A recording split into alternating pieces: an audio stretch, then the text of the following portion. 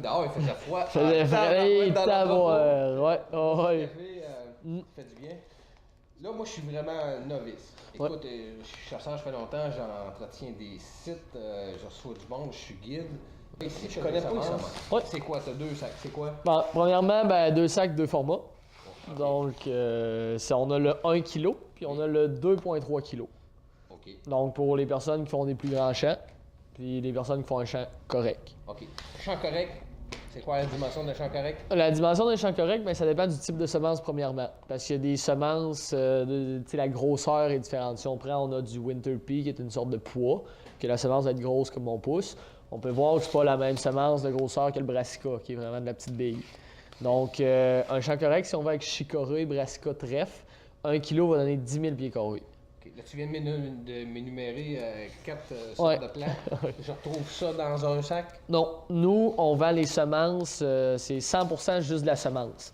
Il n'y a aucun remplissage. Des fois, sur certains sacs, on remarquait, mettons, matière inerte ou des choses comme ça, enrobée d'argile. Nous, c'est vraiment juste de la semence. Donc, si on a 100% de brassica, puis toi, dans les mains, c'est 100% de chicorée. Donc, on peut voir qu'il n'y a pas d'autres mélanges. C'est vraiment juste de la chicorée, juste du brassica. Donc, pour faire un champ, j'ai besoin des 2. Oui. Fait que des fois, même si on a le gros format, par contre, il y a des personnes, je sais, qui vont, mettons, juste travailler avec de la chicorée. Fait que c'est pour ça aussi qu'on l'a mis pur. Mais chaque chasseur a sa petite recette. Exactement. Fait qu'on s'est dit, si on fait un mix, il y en a un qui peut dire « Ah, moi, j'aurais mis un 10% de plus de chicorée, un ci, un ça. » Donc, on a mis les sacs individuels. Puis là, le chasseur peut faire son mix. Parce que de la semence, dans des sacs comme ça peut être bon 3-4 ans sans aucun problème, sa tablette dans l'armoire. Faut juste pas qu'il y ait de l'eau, de l'humidité dessus. Fait que les grains, qu'ils soient séparés, c'est typique à vous autres. Je veux dire, on retrouve ça, d'habitude, c'est tout mélangé. Normalement, les compagnies sur le marché, c'est pas mal tout mélangé ensemble. OK, fait que ça, c'est le fun. Si moi, je tripe sur le brassica, mettons, en plein ça. Je peux en mettre plus. En plein ça. C'est toi qui... tu peux avoir juste du brassica, si tu veux. OK. Bon. Je veux faire un champ, je suis novice, je commence demain matin, puis c'est pas du cinéma, c'est vrai. Je fais quoi? Je commence quand? C'est quoi mes premières préparations? Qu'est-ce qu'il faut que... Quel milieu? Premièrement, ça doit être le milieu. Qu'est-ce que je veux trouver comme milieu sur mon terrain de champ? C'est ça que j'allais dire. Premièrement, c'est l'emplacement. Donc, ton emplacement, veut pas, c'est une plante, ça a besoin de lumière pour pousser. Au sud? Je ne dis pas nécessairement au sud, mais vraiment de la lumière. C'est tant qu'il est capable d'avoir un éclairage qui vient taper sur tes plantes. Là. Donc, un éclairci dans le bois, un bord de champ. Si jamais c'est un champ agricole, ou moi, il y en a même un des miens, c'est un vieux chemin de cultivateur que j'ai hors débroussaillé. Un vieux chemin de bûcheron? Oui, un vieux chemin de bûcheron peut faire la job. Puis en même temps, ça prend un milieu bien drainé. Donc, les vieux chemins, souvent, il y a des fossettes d'un côté. Parfait. Donc, ça, c'est des bonnes places pour faire ça. C'est un endroit propice à faire ça. En plein ça. Si on veut, là, en parlant d'endroit bien drainé, si tu as un petit buton, quelque chose de même moindrement dégagé. Pas dans le trou, là. C'est ça. C'est ça. Parce que dans le trou, tes plantes, c'est du vivant, ça va se noyer. Parfait. Donc, le premier point, l'emplacement. L'emplacement. Puis ça prend quand même une certaine luminosité. Parce que c'est une plante. Bon, on a fait le premier point. Oui. Là, c'est quoi l'ouvrage? J'ai jamais planté, j'ai mon bout de chemin de bûcheron qui est beau, je vois qu'il va bien s'écouler. Oui. C'est quoi ma première étape et quand je la fais? Première étape, prendre le pH de ton sol. Parce que c'est une étape qui est souvent négligée. Puis moi, ma première année, je l'ai négligée, puis je l'ai vu.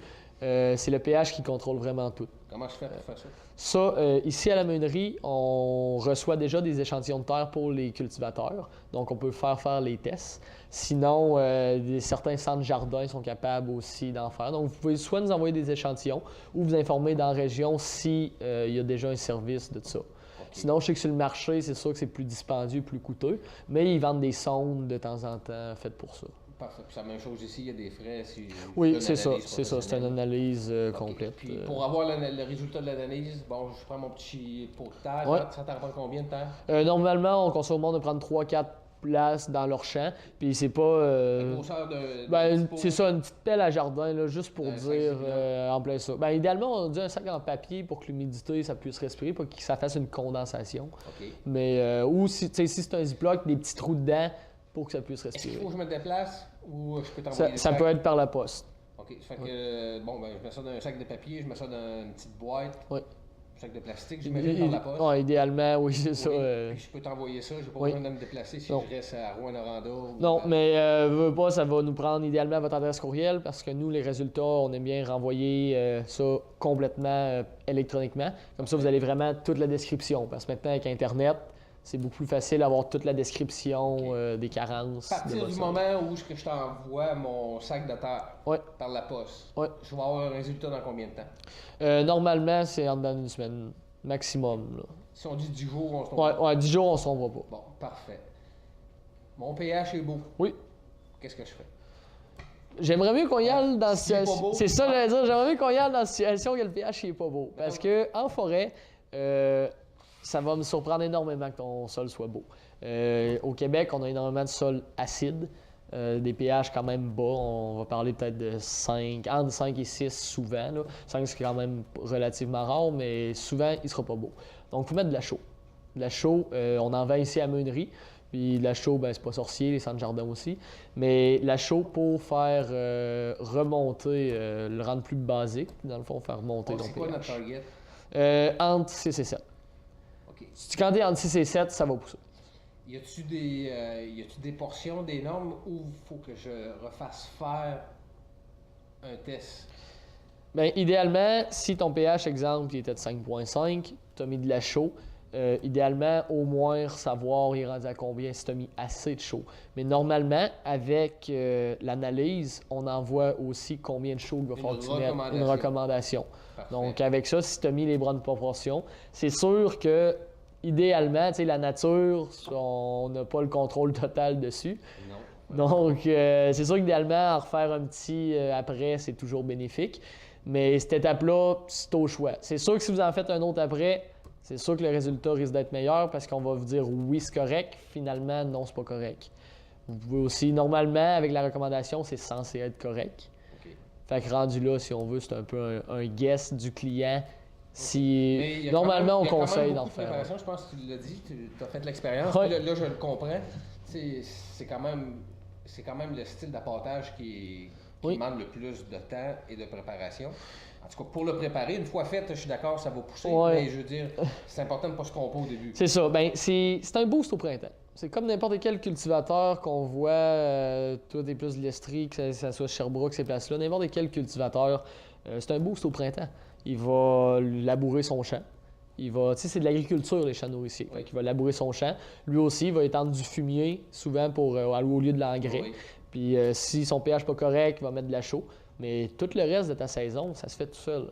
Donc, puis en même temps, rendu à ta chasse, ben, c'est un petit plus. Parce que pour eux qui aiment contrôler leurs odeurs, tu ne retournes pas dans la nourriture. La nourriture, tu n'as pas besoin d'aller la porter, elle est naturellement là. Ton chevreuil il a été tout l'été, il n'a jamais eu de stress. Donc, tu sais, oui, c'est sûr, c'est un investissement de temps au début, puis ça peut engendrer un certain coût. Quand on parle chaud, engrais, si on veut que ça pousse mieux, un petit boost, des choses comme ça.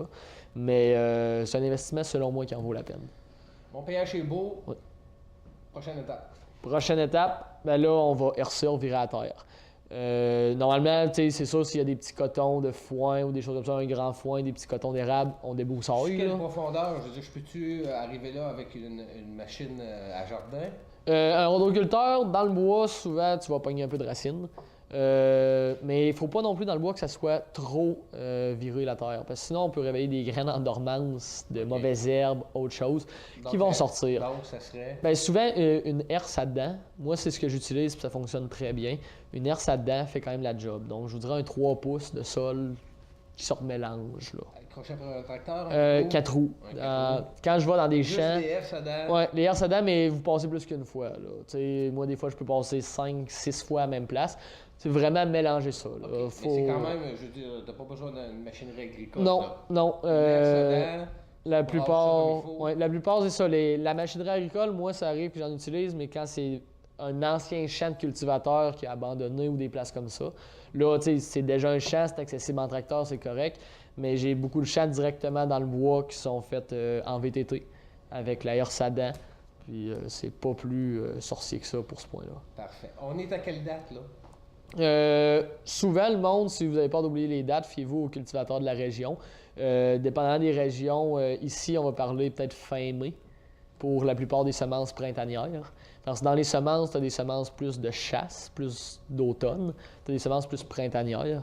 Donc pour les semences plus printanières, on va parler fin mai souvent. Mais ça dépend des techniques du chasseur. Le barème, c'est quand je vois le tracteur dans le champ. Ouais. Si c'est bon pour lui, c'est bon pour moi. Ben c'est ça, tu sais, c'est une petite manière facile de le retenir, là. Oui. Mais normalement, fin mai, dans la plupart des régions du Québec, fin mai, début juin, c'est une bonne Je reviens à mes tests. Les tests, là, j'ai pas RC avant de t'envoyer. Est-ce que j'ai RC avant de t'envoyer l'échantillon ou j'ai seulement creusé puis des échantillons? Ben c'est sûr que si t'es dans le gros foin, si on veut des choses de même, t'as juste checké l'endroit.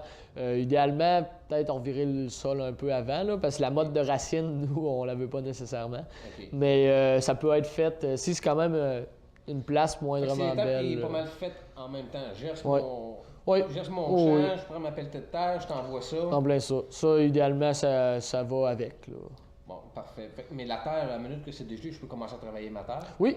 Oui, ça par exemple, aussitôt que c'est dégelé, vous pouvez commencer à travailler à terre. Comme j'ai dit, en plus, dans le bois, 3 pouces, ça n'a pas besoin d'être très très profond, donc là-dessus, aucun problème.